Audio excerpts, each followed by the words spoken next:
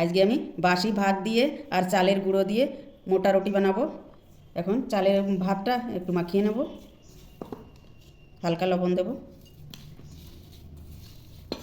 এবার এতে চালের গুঁড়ো দিয়ে দিলাম, এতে হালকা জল দেব।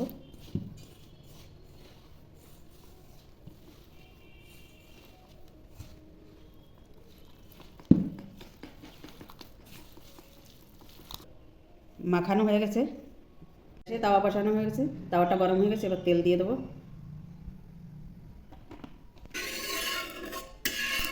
গরম হয়ে গেছে, তাওয়াতে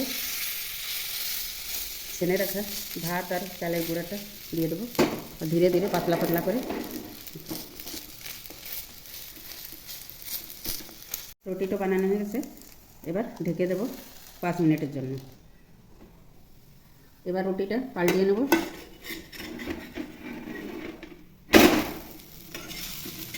এই পাশে যেমন ছেঁকা হয়ে গেছে, ও পাশেও এরকম ছেঁকে নেব। আর একটু ঢেকে দেবো। ভালো করে দু পাশে ছেঁকে নিছি, এবার বের করে নেব। এ দেখুন দু পাশে। এতে আমি এখন ঘি লাগাবো।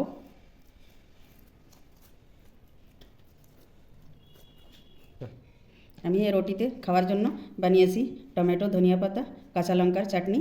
আপনারা সবজির সঙ্গেও খেতে পারেন। নমস্কার।